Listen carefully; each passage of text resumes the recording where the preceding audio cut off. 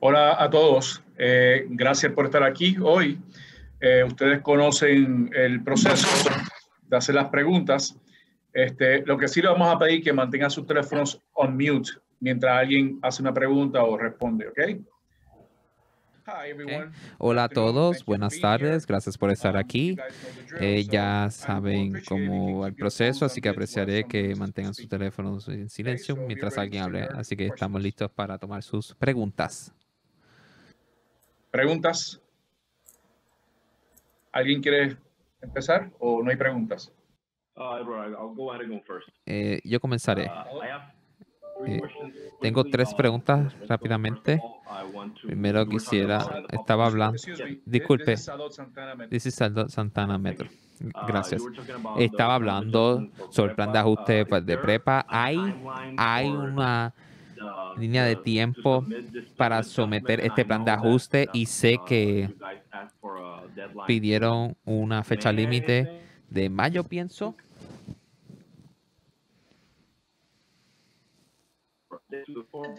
Disculpe, no se escucha. Solamente pude agarrar la primera parte de su pregunta, se estaba cortando y no entendí el resto.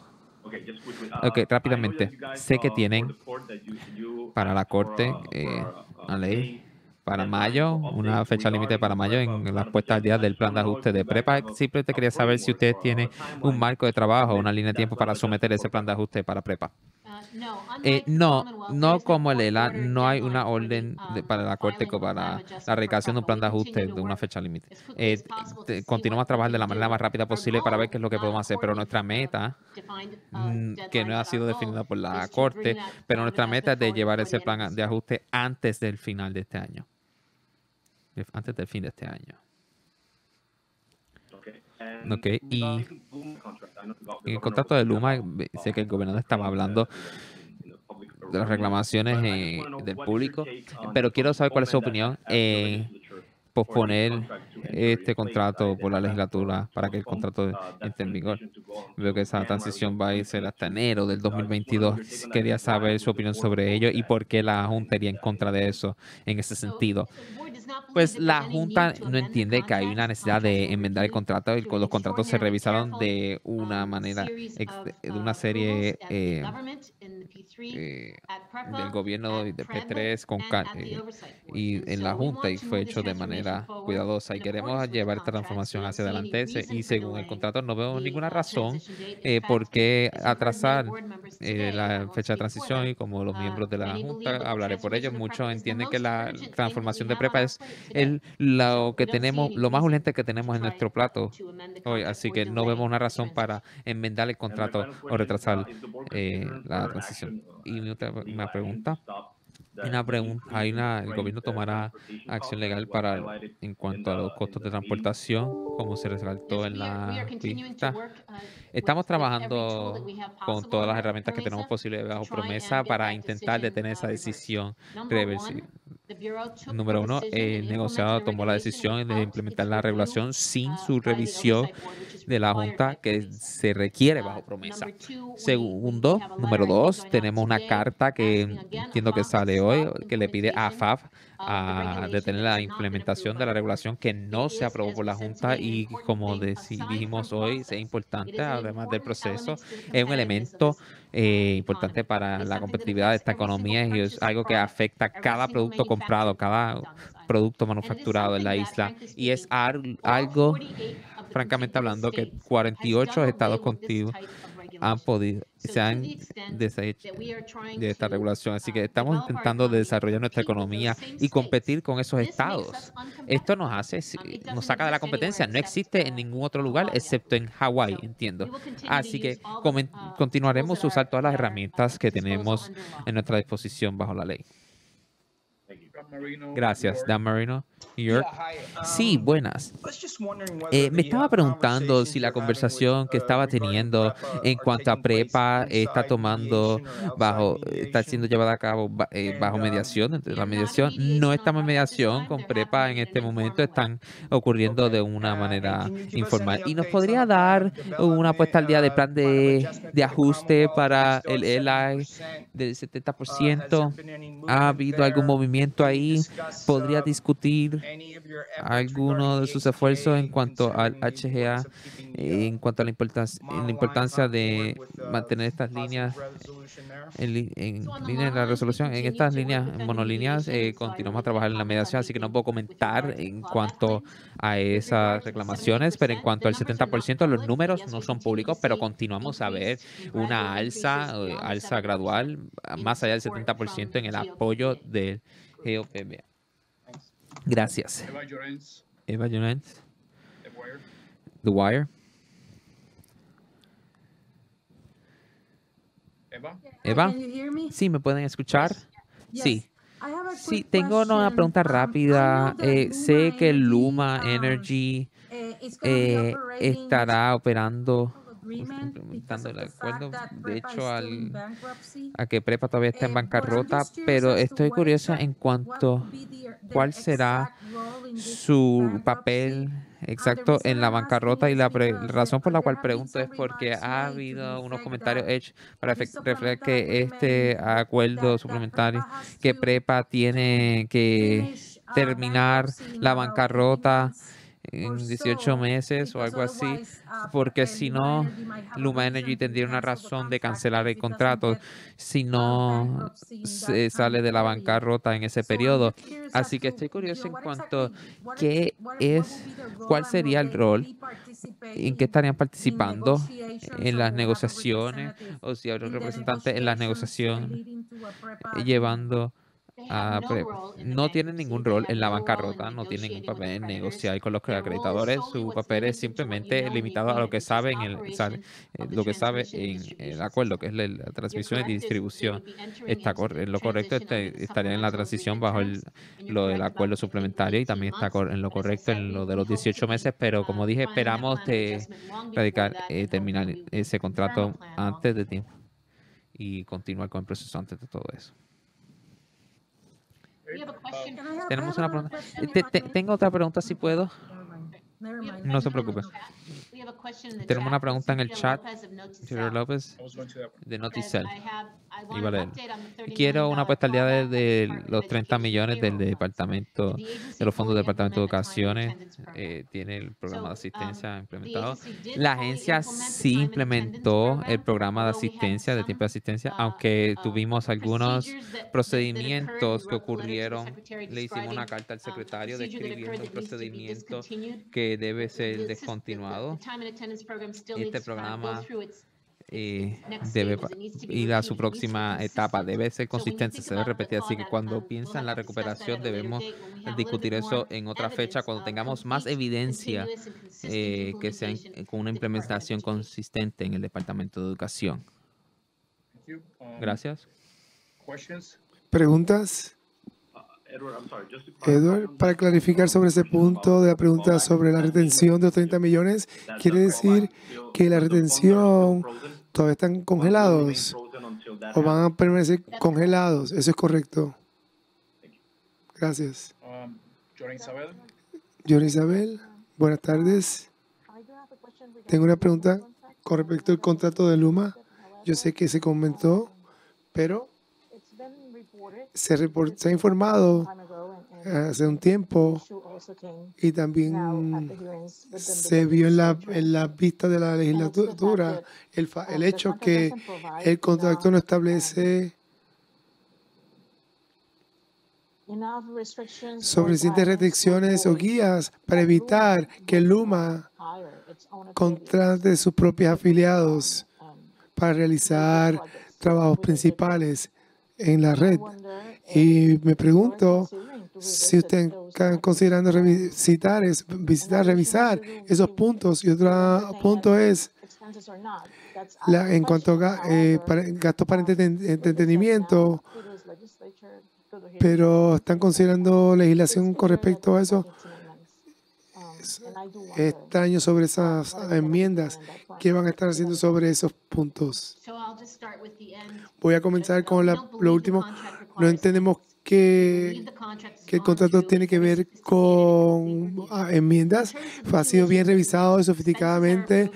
Los gastos son aprobados por la energía eléctrica pero no por la Junta. Esa parte del contrato es bien claro. La segunda parte es las restricciones de contratar afiliados para sus contratos de FEMA. El proceso de compra para el uso de fondos de FEMA es una reglamentación FEMA. Y si esos afiliados son cualificados y se hace correctamente, no hay razón por qué no puedan competir en el proceso. Así que nuevamente no entendamos que haya una razón para creer que alguien va a ser que está fuera del proceso de compra federal, que puedan tener conflictos con el proceso de compras federales. Así que no pensamos que haber enmiendas requeridas en el contrato en este momento. Se ha revisado, se ha aprobado y está en lugar y se debe ejecutar. Otra pregunta que tengo, es claro que todas las reformas estructurales que la Junta está pidiendo para los últimos 3 o 4 años no están en camino y me pregunto qué va a ocurrir, puesto que ustedes se están adelantando en el plan de ajuste y requiere que las reformas se hayan puesto en vigor para finalmente honrar sus obligaciones con los distintos bonistas. Es un buen punto. Tiene razón. Esas reformas estructurales son críticas para la proyección de ingresos en el plan fiscal. El gobierno necesita implantar esas reformas estructurales, pero lo que quisimos hacer hoy es convencer a todos que no fue por el plan de ajuste, es que la gente y los negocios de Puerto Rico que tienen que hacer estas reformas estructurales. En los pasados planes fiscales, les comento, estos no son los únicos. Este es el mínimo de reformas estructurales que tienen que hacer. Hay otras reformas estructurales que tienen que aumentar, que tienen que hacerse más. Cosas que hemos hablado en el pasado, como reforma laboral del sector privado, cosas que hemos hablado, reformas de impuestos.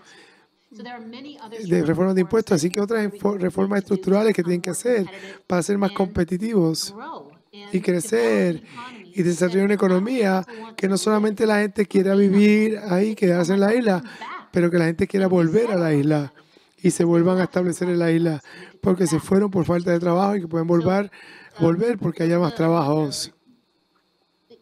Es Andrew. Solamente comentar rápidamente. La pregunta es correcta en cuanto a implantar las reformas estructurales afecta al crecimiento económico que tiene que ver con el plan fiscal y tiene que ver con el ajuste de la deuda. Pero como dijo Natalie, la gran mayoría de estos beneficios de estas reformas estructurales van a la gente de Puerto Rico. No es reformar el ambiente de negocios, educación, del mercado, para poder pagar más a los acreedores. Es hacer todo esto para que baje la pobreza en Puerto Rico, para que la gente tenga mejores vidas, puedan criar sus familias sin tener que irse a Florida o Nueva York. Así que las reformas estructurales son primordialmente para beneficiar a la gente de Puerto Rico y no a los acreedores.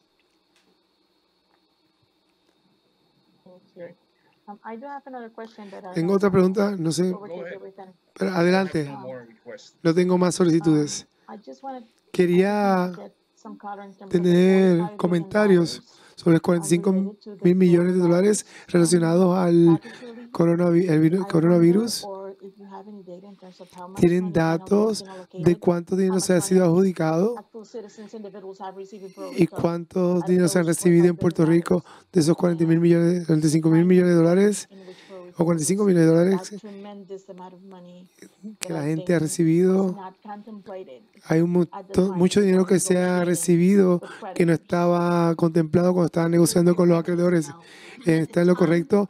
En el momento del último plan fiscal certificado, solamente teníamos una porción de esos fondos de alivio económico que incluimos en la proyección. El próximo plan fiscal vamos a incluir todos los fondos de alivio federal que se han recibido hasta la próxima certificación.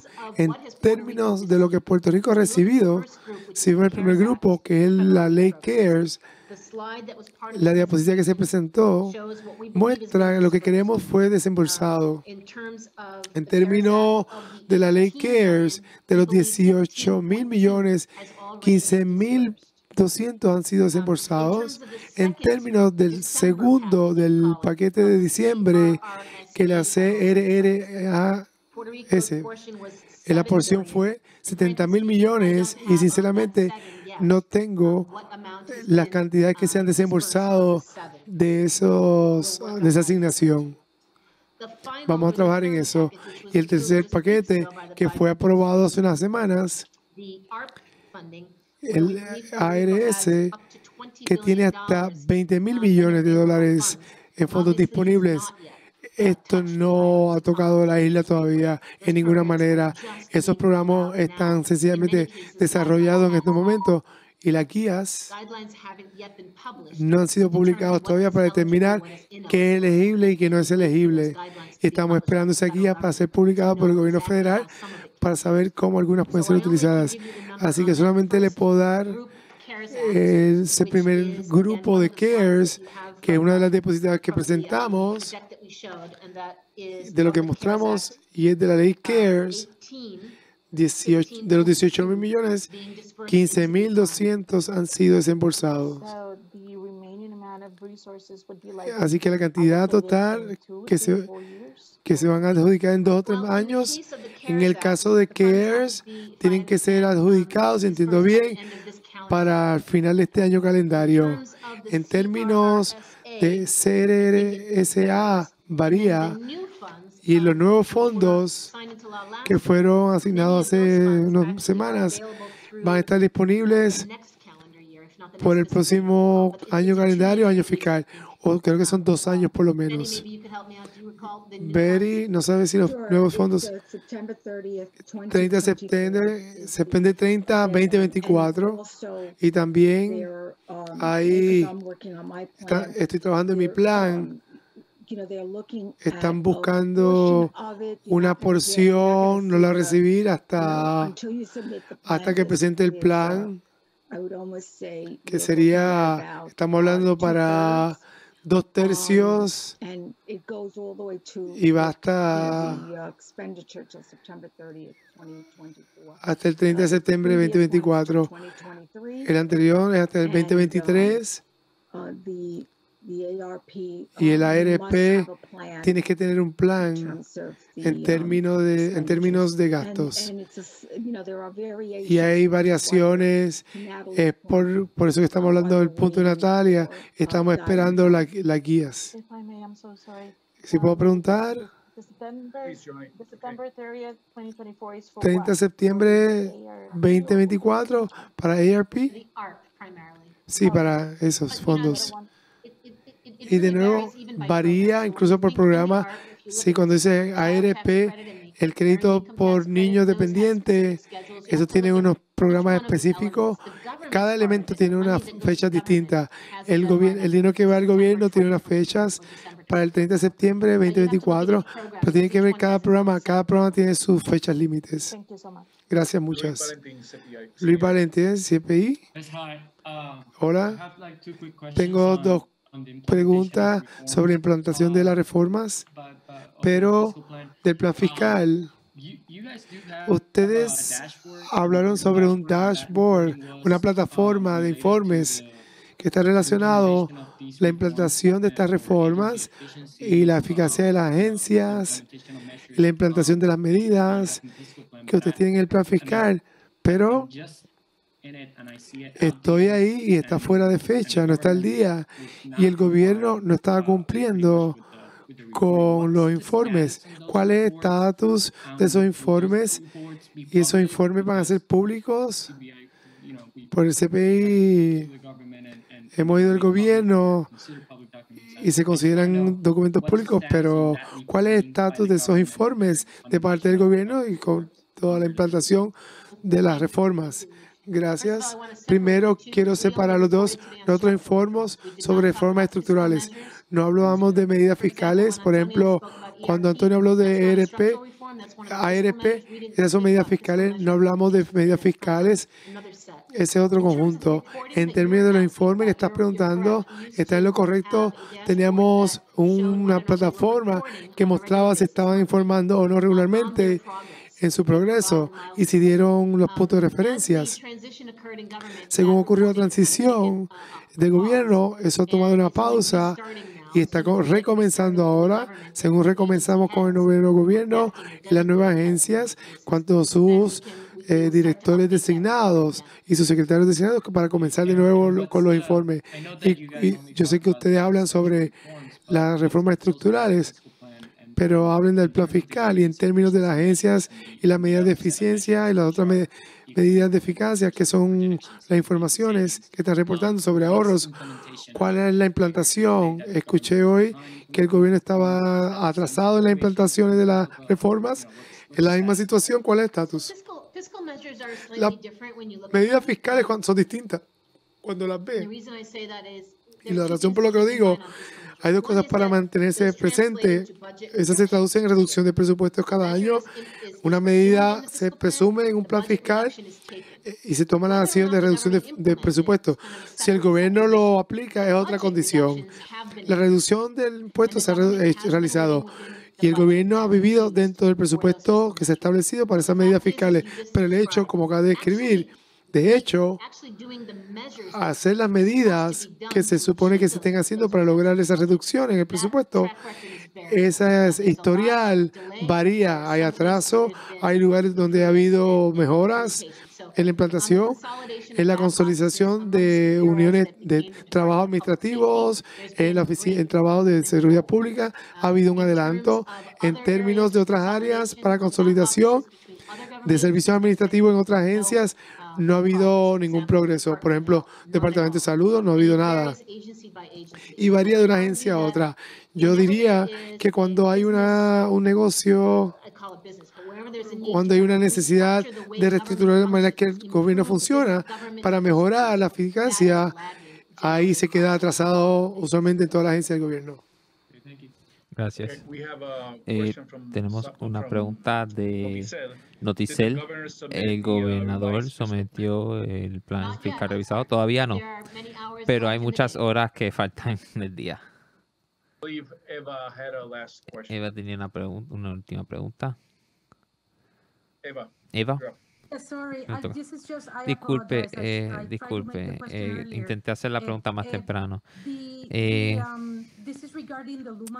cuanto a Luma Energy, nuevamente, sé como hecho que PREPA mantiene el control de los fondos federales y que Luma aparentemente lo manejará, pero ¿qué ocurrirá una vez que PREPA se divida en dos entidades, entre Pretco y Genco después del 1 de junio? ¿Eso tendrá un impacto en ese acuerdo con FEMA que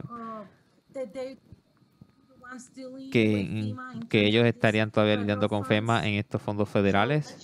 Así que vamos a estar claros. La última garantía de los fondos federales es el gobierno de Puerto Rico. Eso es cierto, eso es correcto. Y si el gobierno de Puerto Rico está en la medida de cualquier uso inapropiado de ese uso, o sea, desde 15 años desde ahora, cuando el inspector general de FEMA venga aquí para revisar, es el gobierno de Puerto Rico quien lo garantiza, no PREPA, no Luma, sino el gobierno de Puerto Rico. PREPA es el subotorgado y entonces PREPA continuará a existir como una entidad, el dueño de esos activos, inclusive después de Pretco y Genco. Así que no sé cuál sería la respuesta de FEMA a esa pregunta, pero mi presunción es que no habrá cambio, además de que quien maneja esos fondos en Pretco sería Luma y el ganador de el RFP y Genco, la generación que manejaría esos fondos de esos activos. Así que si PREPA piensa los miembros de la Junta de PREPA piensan que Luma no estaría manejando los fondos de Pretco, ellos tendrían alguna intervención o no se les permitiría, porque según mi lectura el contrato es que PREPA no podrá tomar decisiones una vez que Luma entra al poder. No pienso que el contrato diga eso de las decisiones, pero sí que esa responsabilidad de Luma de invertir esos fondos federales. Y también si podríamos obtener una copia de esa carta de la alza de precios, lo apreciaría. Gracias. La alza de precios, claro que sí. Gracias. Muchas gracias. Adiós. Adiós. Gracias a todos.